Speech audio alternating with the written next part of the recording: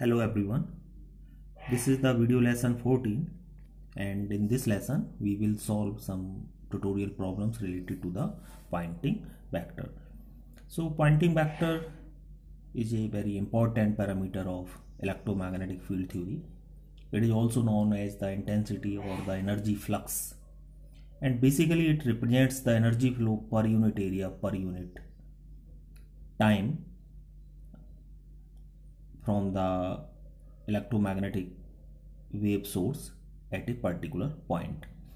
Okay, so Poynting vector is defined as the cross product of the field vectors E and H. There are two formulations for the Poynting vector in terms of the position vector. One is the power upon 4 pi r square, another is the power upon pi r square. Okay, so in general the electromagnetic light sources are uniform in nature, so we use S is equal to P upon 4 pi r square. Okay, so let's see the question number 17.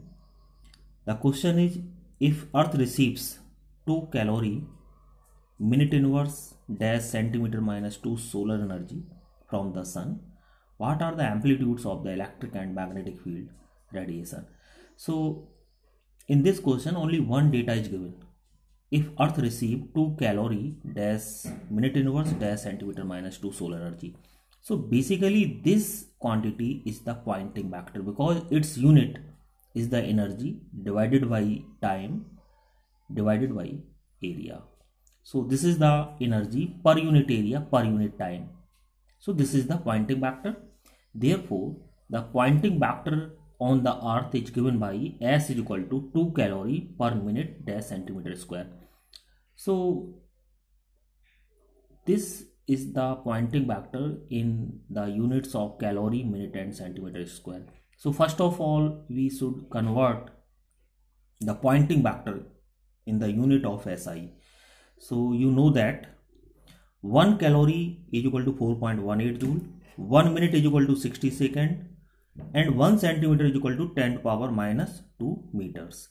Okay, so let's put the values 1 calorie, 1 minute and 1 centimeter, and when we solve we obtain S is equal to 1393.33 joule per second dash meter square. So this is the Poynting vector in terms of the SI units, or this unit may also be written as watt per meter square.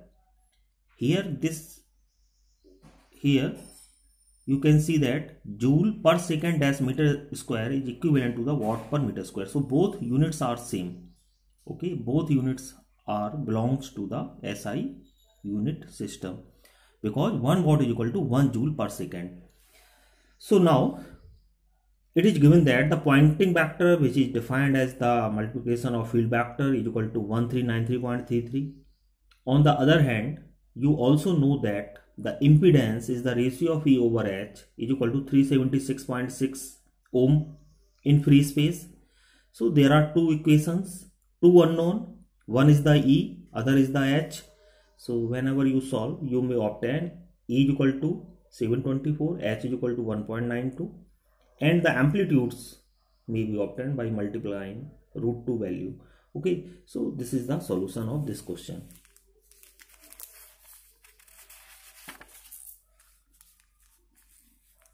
Now let's see the question number 18. The sunlight, it strikes the upper atmosphere of the Earth with energy flux 1.38 kilowatt per meter square. So this is again the Poynting vector. Okay, kilo means 10 to power 3, watt per meter square is the unit of Poynting vector. What are the peak values of electric and magnetic field at that point? So by the help of energy flux or Poynting vector, you have to calculate the E and H at the atmospheric layer at which the Poynting vector has this value. This question may take another form.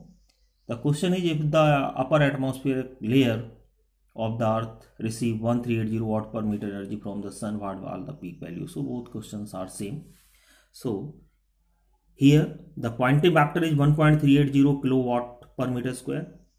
So multiplied by 10 to power 3, we may obtain 1380 watt per meter square. So this is also equivalent to 1380 joule per second meter square. So this is the first equation. Pointing vector is equal to E dot H is equal to 1380. Second is the impedance relation, as Z0 is equal to E over H, 376.6 ohm. So from equation number 1 and 2, you can solve these two equations to obtain E and H value, and after multiplying with root 2 value, you may obtain the peak value or the amplitude values. So these are the answers. Thank you.